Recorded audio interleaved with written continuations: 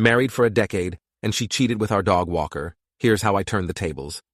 I never thought my life would feel like a soap opera, but here I am, narrating a tale that sounds straight out of a daytime drama. Married to Laura for 10 years, I believed we had built a fortress of trust and love. We had our ups and downs, sure, but nothing that would suggest the crumbling facade that was about to unfold. It all started innocently enough. Laura decided to hire a dog walker named Jake when our beloved Labrador, Max, began his sprinting marathons in the mornings. Jake was charismatic, punctual, and had an easy smile that made him instantly likable. At first, our interactions were strictly professional. He would drop off and pick up Max, exchange pleasantries, and that was it. But slowly the boundaries blurred. Laura began to mention Jake more frequently in conversation. "Jake said you did a great job training Max," she'd remark. "He's really impressed with your cooking skills," she'd add, referring to my latest culinary experiments.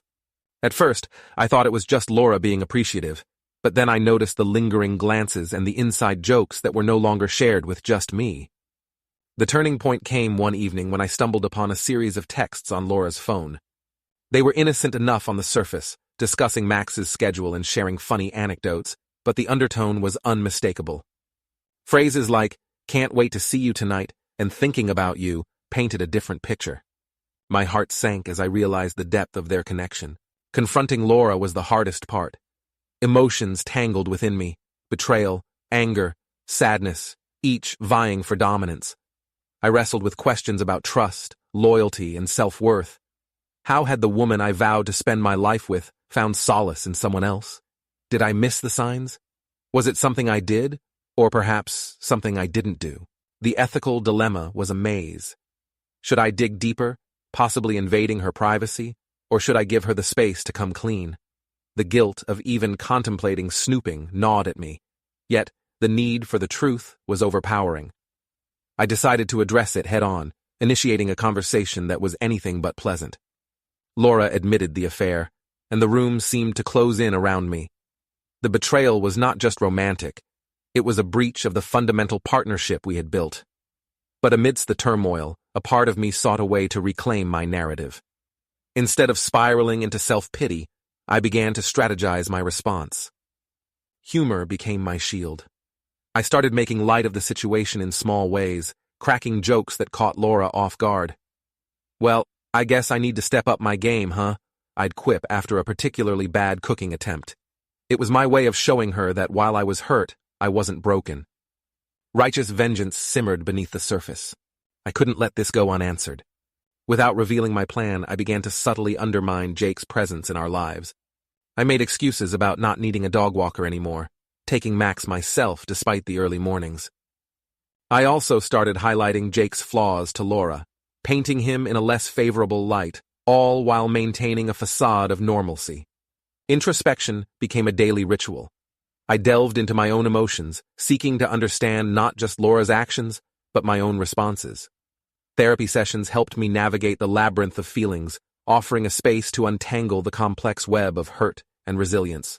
As weeks turned into months, the dynamic between us shifted. Laura's dependence on Jake waned as I reinforced my role in both our lives and Max's care.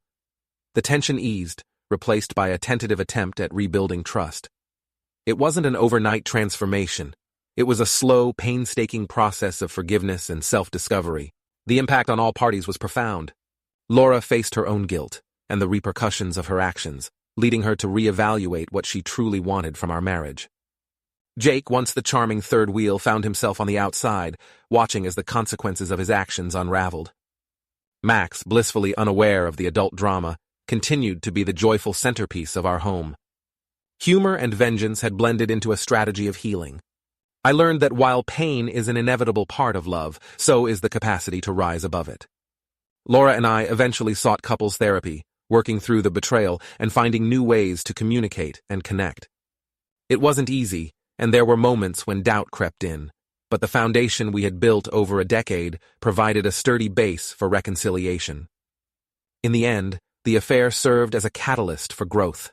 It forced me to confront vulnerabilities I had long ignored and to rediscover strengths I didn't know I possessed. The journey was messy, filled with raw emotions and unexpected turns, but it underscored the complexity of human relationships. Looking back, I can't help but chuckle at the absurdity of it all. Who would have thought that our dog walker would become the uninvited guest in our marriage? Yet, in that chaos, I found clarity and a renewed sense of self. Love isn't about perfection. It's about navigating imperfections together, even when those imperfections threaten to pull you apart. So here I am, sharing my story in the hope that others might find solace in knowing they're not alone in their struggles. Infidelity is a beast that can dismantle the most solid of relationships, but with time, introspection, and a touch of humor, it's possible to rebuild and even emerge stronger on the other side. In the aftermath, Laura and I took stock of what we truly wanted. The affair had been a wake-up call, a stark reminder that complacency can be the silent killer of love. We recommitted to each other, not out of obligation, but from a genuine desire to nurture and protect the bond we had fought so hard to mend. Vengeance, in its righteous form, transformed into a commitment to better ourselves and our relationship. I realized that holding on to anger only prolonged the pain, while channeling that energy into positive change brought about healing. It was a delicate balance, walking the line between resentment and forgiveness. But it was worth every step. Our friends and family noticed the change as well. Where there was once tension and awkwardness, there was now a renewed sense of normalcy. Laura and I became more open about our struggles, using our experience as a lesson in honesty and resilience. Jake, on the other hand, faded into the background, his role in our lives diminished by our collective efforts to move forward. Max, ever the innocent bystander, continued to bring joy and chaos in equal measure. His boundless energy served as a reminder that life goes on, and that amidst the turmoil, there are still moments of pure, unadulterated happiness. Walking him became less of a chore and more of a shared activity that strengthened our bond as a family. Humor remained a constant companion on this journey. I found myself laughing more even in the face of adversity. It was a coping mechanism, a way to keep the darkness at bay and to remind myself that I was capable of overcoming even the most challenging of circumstances. Laughter became a bridge that connected the past with the present, allowing me to process the pain and transform it into something positive. As the months passed, Laura and I found ourselves rediscovering each other. The affair had forced us to confront the cracks in our relationship, and in doing so, we had the opportunity to rebuild stronger foundations. We learned to communicate more openly, to express our needs and fears without judgment. It was a slow process, filled with setbacks and triumphs, but it was a journey we embarked on together, hand in hand. The ethical dilemmas that once plagued me became lessons in empathy and understanding. I realized that while Laura's actions were hurtful, they were also a reflection of unmet needs and unspoken desires. This insight allowed me to approach our reconciliation with compassion, fostering an environment where both of us could grow and heal. In hindsight, the affair was a turning point that reshaped our lives in unexpected ways.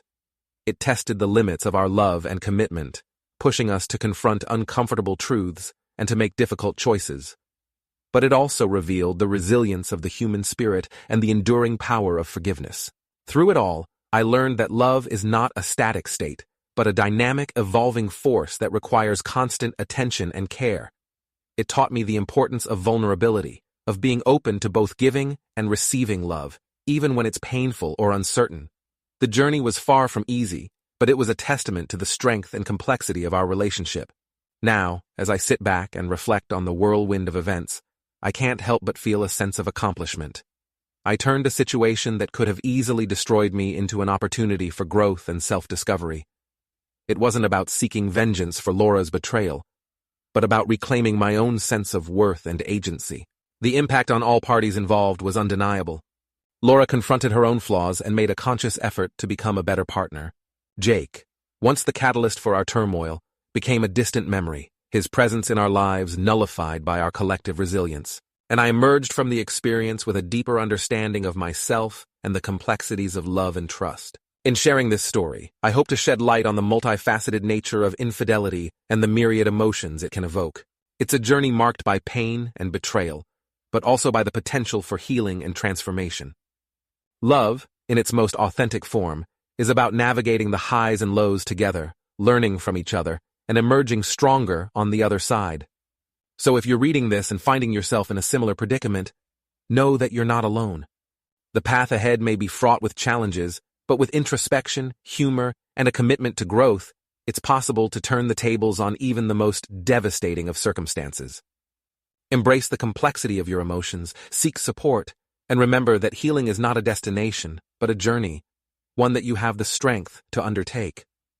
And as for me, Laura and I continue to build our lives together, one day at a time.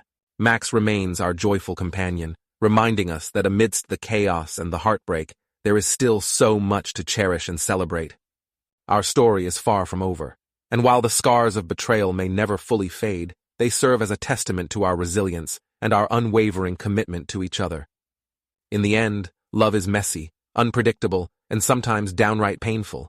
But it's also beautiful, transformative, and worth every ounce of effort. Here's to the complexities of the human heart and the endless capacity for growth and forgiveness that lies within us all.